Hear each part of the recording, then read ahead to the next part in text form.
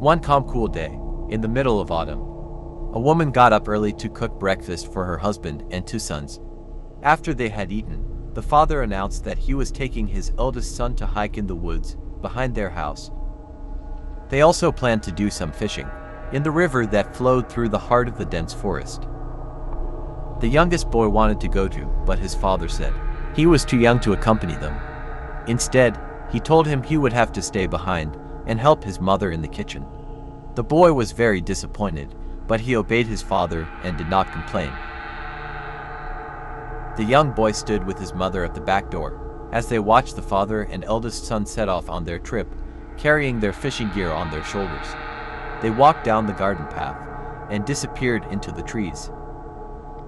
Later that day, the wife asked her youngest son to help her prepare the dinner.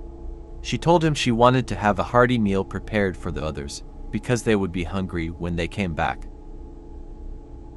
When the dinner was finally cooked, the son went upstairs to wash his hands and waited for the rest of her family to arrive.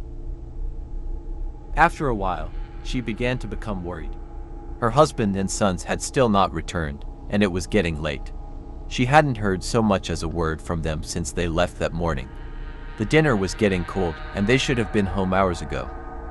After waiting for another hour, the woman decided to go out and look for them. She went next door and asked her neighbor to take care of the house while she was gone and look after her youngest son. The man who lived next door smiled and told her that he would be happy to help her out.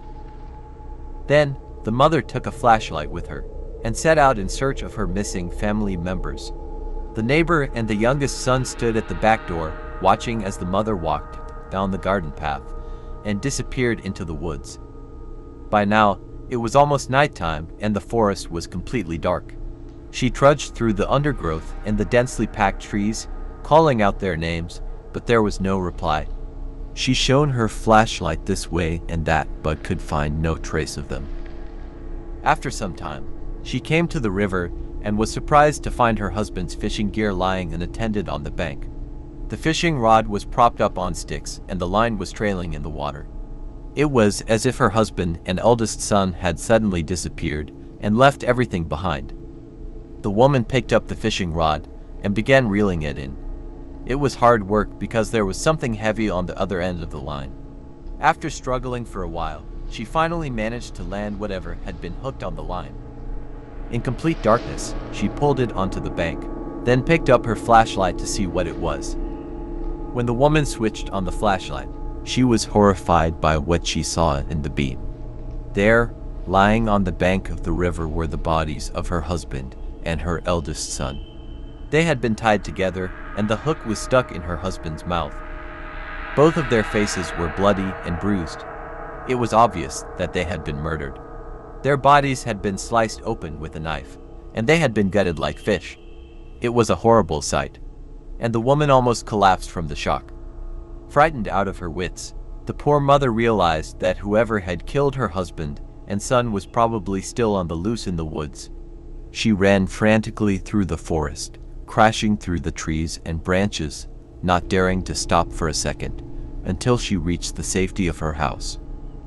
As she ran up the garden path, she saw her youngest son peering out of the upstairs window. He stared at her, his eyes wide open and his face pale and frightened.